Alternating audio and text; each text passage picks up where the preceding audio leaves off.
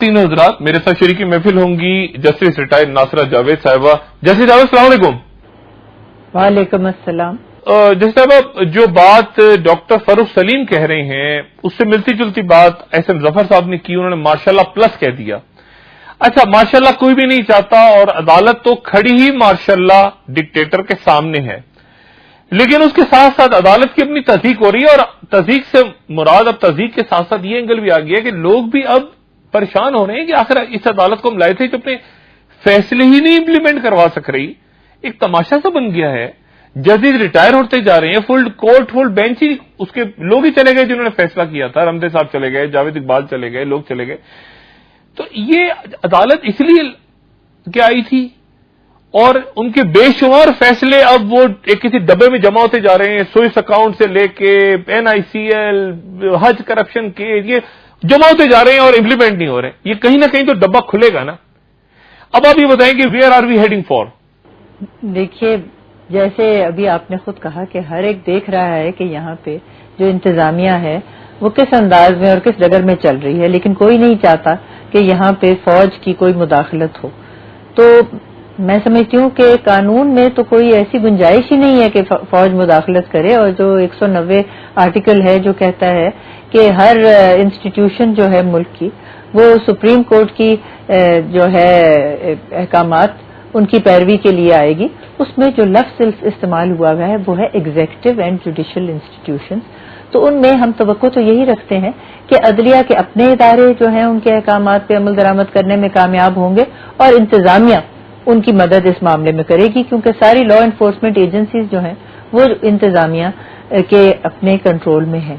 लेकिन बदकिस्मती ये है कि इस वक्त जो हमारी इंतजामिया है वो बिल्कुल गैर मुनज़्ज़म है। गवर्नेंस का कोई उनसर आपके पास पाया ही नहीं जाता और उनके खिलाफ अगर कोई फैसला अदालत करती है, बल्कि उनके खिलाफ नहीं होता, फैसला ये होता है कि जी आप फला काम जो है उसको दयानतदारी से करें, तो वो उस तरफ जाती नहीं है।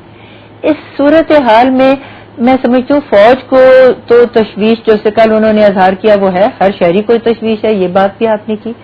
लेकिन इसका हल ये है कि फौज को लाने से नहीं होगा। सबसे बड़ी वजह यह है, और इसका जिक्र अभी नहीं हुआ जो आपने सारी गुफ्तगू की, फौज खुद ऐसी सूरत हाल में नहीं है, ना इस वक्त पब्लिक का एतमाद उस किस्म का है। फौज की रुसवाई जो मई में हुई है और पहले भी हुई है इनके जरिए, मुशर्रफ के जरिए, उसकी वजह से मैं समझती हूँ फौज बहुत ही हिचकिचा रही है।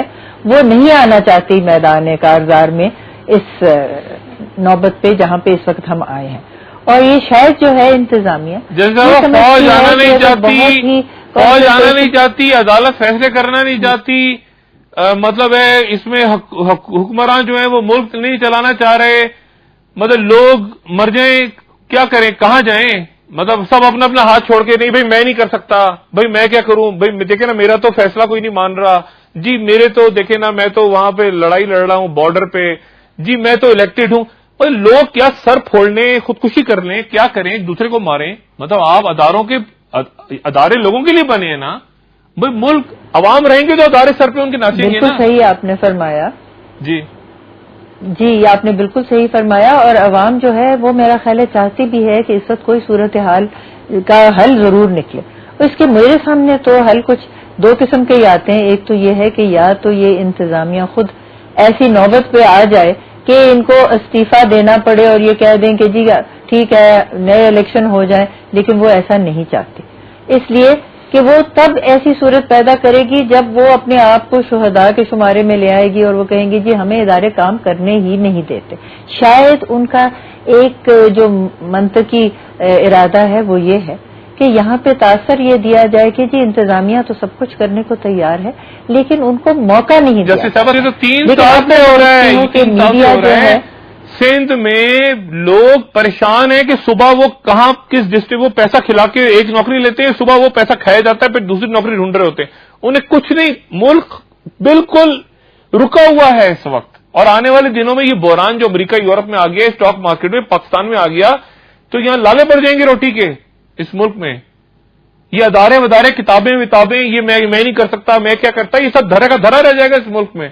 बिल्कुल आपने सही फरमाया। तो वैसे भी इस वक्त आधी आबादी जो है उसको तो रोटी के लाले पड़े हुए हैं और हो सकता है कि यहाँ कोई मैस मूवमेंट آ جائے، لیکن میس موومنٹ کے لیے بھی لوگوں کو کم سے کم پیچھے سے گھر سے کوئی آسرا تو ہو سکتا ہے. اب دیکھیے کراچی جیسے شہر کے جو حالات ہیں، نہ لوگ اپنے گھر سے باہر نکل سکتے ہیں، گھر کے اندر بھی نہیں بیٹھ سکتے، کیونکہ گھر کے اندر بیٹھیں تو ان کے لیے اگلے دن کی روزی کا کوئی سلسلہ نہیں ہے.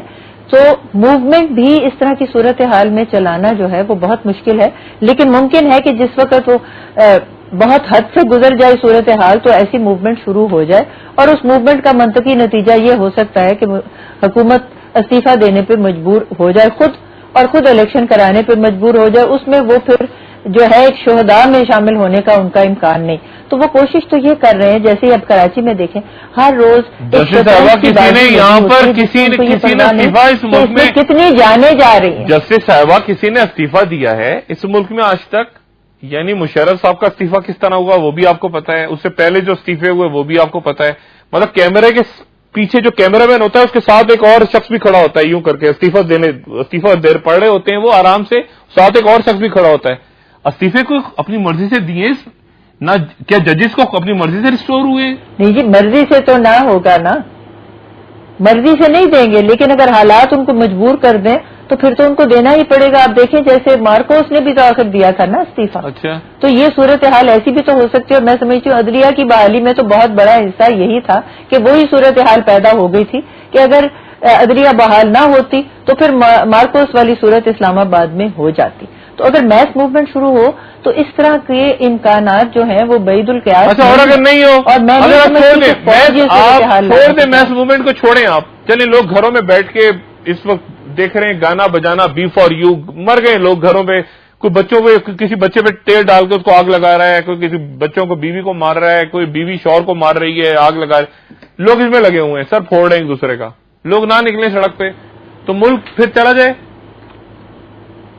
یعنی آپ سارا کا سارا لوگوں پہ کیوں ڈال دیتے ہیں؟ تو اللہ لوگوں پہ، میڈیا پہ، یعنی دیکھیں جی ادارے جو ہیں، پارلیمنٹ، آپ کی فوج، آپ کی جوڈیشری، آپ کی حکومت، یہ صرف بیٹھے ہوئے ہیں یہ ہمیں کتابیں اور لیکچر دینے کے لیے، اور سارا بوجھ اب عوام نکلیں گے تو کچھ ہوگا، عوام مریں گے تو کچھ ہوگا، گولیاں کھائیں گے تو کچھ ہوگا. اور کتنی گولیاں کھائیں کراچی آپ نے دیکھا نہیں جیسی صاحبہ؟ تو باقی اداروں کا بھی تو کوئی رول ہے نا. کراچی میں تو حالات نہ گفتہ بے ہیں بالکل. تو یعنی بہت زیادہ حالات جو ہیں وہاں پہ.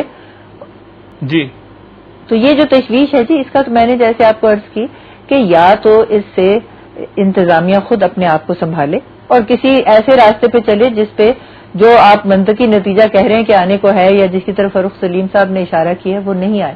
کیونکہ میں نہیں سمجھتی کہ اس وقت فوج جو ہے، ظفر صاحب سے میں نہیں کروں گی، نہیں کوئی بھی نہیں کر رہا، مگر یہ کہہ رہے ہیں کہ وہ حالات نہیں، حال تو بالکل نہیں ہے. اللہ نہ کرے فوج آئے گی تو پتہ نہیں سب سے پہلے ہماری گردن اتارے گی. یہ تو کہہ رہے ہیں کہ لازمی حالات پیدا ہو چکے ہیں کہ جس میں فوج ٹیک اوور کر لیتی ہے. انہوں نے یہ تھیوری دی ہے. نہیں، مگر فوج ٹیک اوور کرنے والے حالات اس لیے بھی نہیں ہے کہ فوج، جیسے آپ نے کہا ہے، اس وقت ان کے سر پہ اتنے سارے مسائل اور ہیں، کتنی فرنٹس کھلی ہوئی ہیں، اور فوج خود جو ہے وہ اس وقت اپنے آپ کو فردر پبلک میں نہیں رسوا کرنا چاہتی.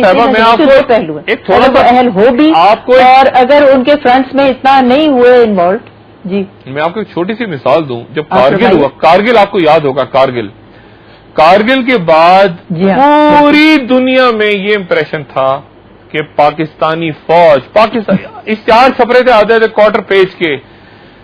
نواز شریف وہاں گئے، واپس آ کر انہوں نے کہا میں نے فوج کو ایک عزت کا کوئی ایگزٹ دلا دی ہے، فوج چھوڑ کے آ گئی ہے، کارگل میں یہ ہو گیا ہے، کارگل میں وہ ہو گیا ہے، پٹائی ہو گئی ہے، ذلیل ہو گئے ہیں. اس کے 15 دن بعد ٹیک اوور ہو گیا تھا.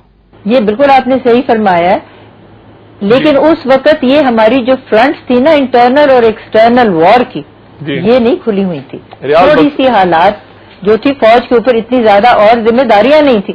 اب فوج اگر اس طرف اپنی توجہ کرتی ہے تو آپ بتائیں باقی فرنٹس پہ کیا حالات ہوں گے. اور میں سمجھتی ہوں یہ بہت بڑا ڈیٹرنٹ ہے ان کے لیے. اور آپ نے جو بات کی کہ سب سے زیادہ ذمہ داری تو ہے ہی انتظامیہ کی، اور اس وقت وہی ہوش سنبھالے اور اس ملک کو جو ہے اس سب مصیبت سے بچائے، یہ کام ان کا ہی ہے. اور عدلیہ جو اپنا رول پلے کر رہی ہے، دیکھیے وہ تو احکامات ایشو کرتے، اس پہ عمل درآمد یا جوڈیشری نے کرنا ہے اور یا انتظامیہ نے کرنا ہے. انتظامیہ اگر اسی طرح کے اپنے رکھے گی جو ایٹیٹیوڈز، تو پھر تو یہ एनआरकी के डेवलपमेंट होने के ज्यादा चांसेस हैं, मिलिट्री के आने के चांसेस मुझे तो कम लगते हैं। जय साहब बहुत शुक्रिया और इंशाल्लाह इंदा आपसे बात होती रहेगी। थैंक यू वेरी मच जी। खवातीन हजरात, आपने जस्टिस नासरा जावेद साहबा की बात सुनी और मैं उसमें एक तो आपने वार्निंग का लफ्ज इस्तेमाल किया था, वार्निंग है, और मैं ये बताता चलूं इंटरनल थ्रेट के हवाले से एक और बात याद दिलाता चलूं कि नवाज शरीफ उस वक्त सेक्टेरियन वायलेंस पीक पे था।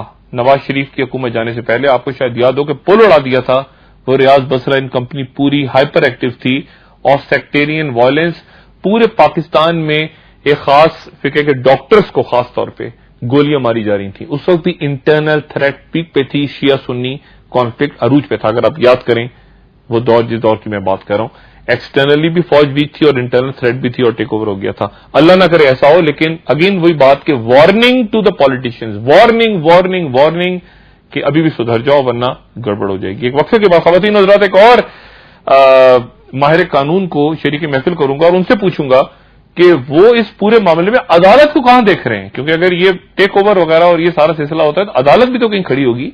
अदालत का क्या रोल है? एक वक्फे के बाद दोबारा हाजिर होते हैं।